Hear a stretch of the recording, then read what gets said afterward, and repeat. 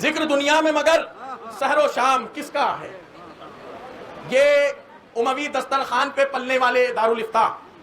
ناسبی فکر کو فروغ دینے والے دارالفتاح، وہ مدرسے اور جامعات جہاں سے امویت اور یزیدیت کو فروغ ملتی ہے،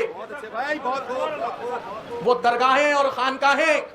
جو اس دور کے مدرسوں کی اور مفتیوں کی غلام ہیں، انہیں اصلاً معلوم ہی نہیں ہے عزاداری کیا ہے، انہیں اصلاً معلوم ہی نہیں ہے کہ غم حسین کیا ہے۔ ارے ہائے افسوس تم پر کہ خود کو سید لکھتے ہو، خود کو آل رسول لکھتے ہو، آل علی لکھتے ہو، اور بڑے کمال کی بات کہ جب شجرے چلاتے ہو تو محمد الرسول اللہ کے بعد بلا فصل علی کا نام آتا ہے۔ ارے علی کے شجرے کو بانٹ کر پیر بنتے ہو، علی کے شجرے کی نسبت سے سید زادے کہلاتے ہو، علی کی نسبت سے مریدوں سے دامن تر کرتے ہو، اور علی کی نسبت سے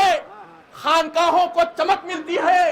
اور جب بات علی کے مدعے کی آتی ہے، حسین کے مدعے کی آتی ہے، تو معاویت میں گرفتار نظر آتے ہو، ابن عاقلۃ الاقباط کے غلام نظر آتے ہو، کلیجہ چبانے والی کے لونڈے نظر آتے ہو۔ یہ وہ دور ہے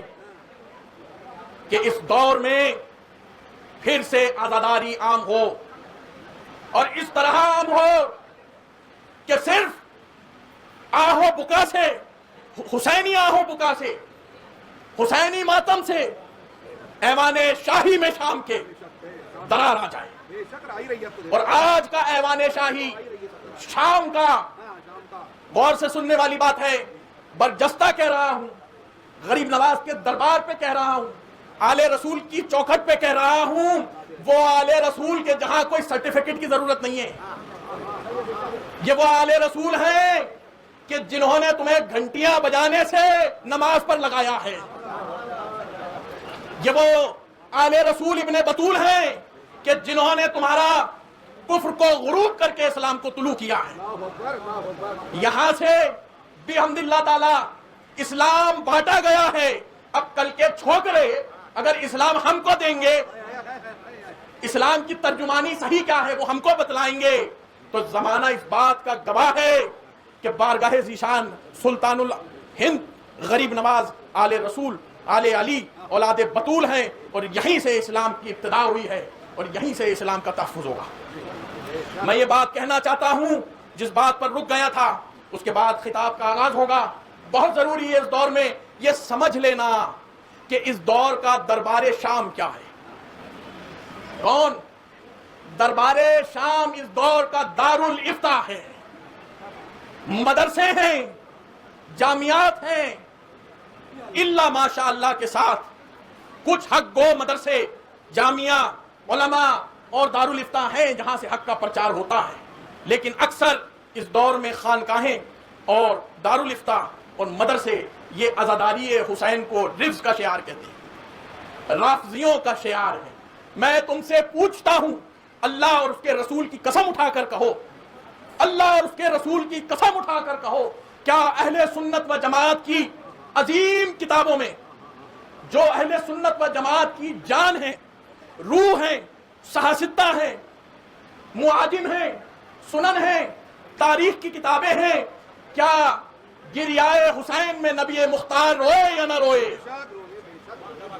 ارے اونچا پائچا کرنا سنت ہے،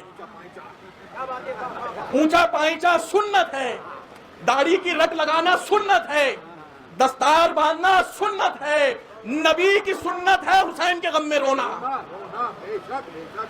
نبی کی سنت ہے حسین کے غم میں رونا، اور جو غم حسین میں روئے وہ حسین کے غم میں رونے والا نبی کی سنت ادا کرتا ہے، اور نبی کی ہر ادا، ہر سنت عبادت ہے، غم حسین میں رونا عبادت ہے۔ معزز سامعین و ناظرین حضرات، عزاداران حسین، میں نے ایک آیت کریمہ آپ لوگوں کے سامنے تلاوت کی۔ اعوذ باللہ من الشیطان الرجیم، بسم اللہ الرحمن الرحیم۔ وَلَنَبْلُوَنَّكُمْ بِشَيْءٍ مِّنَ الْخَوْفِ وَالْجُوعِ وَنَقْصٍ مِّنَ الْأَنفُسِ وَالثَّمَرَاتِ۔ اللہ تبارک و تعالیٰ قرآن مجید میں ارشاد فرماتا ہے اے لوگوں میں تم کو ضرور بالضرور، نون تاکید ہے، ضرور بھی ضرور آزماؤں گا۔ کس سے آزماؤں گا؟ خوف سے، بھوک و پیاس سے، مال کے ضائع ہونے سے، جان کے ضائع ہونے سے، اور اس کے بعد جو ثابت قدم اتر گیا تو اللہ تبارک و تعالیٰ بشارت دے رہا ہے وَبَشِّرِ الصَّابِرِينَ، اور صبر کرنے والوں کو یہ خوشخبری دے دو۔ کیا خوشخبری دے دو؟ الَّذِينَ إِذَا أَصَابَتْهُمْ مُصِيبَةٌ، جب ان پر مصیبت نازل ہوتی ہے تو مصیبتوں کو لے کر افراتفری نہیں مچاتے، مصیبتوں کو لے کر ہاؤ ویلا نہیں کرتے، مصیبتوں کو لوگوں کے سامنے نہیں پیش کرتے، ہر ایک فرد کے جانے پر، ہر ایک نقصان کے ہونے پر زبان صدق پر یہی رہتا ہے اور اِنَّ لِلَّهِ وَإِنَّا إِلَيْهِ رَاجِعُونَ۔ ارے ہمارا تو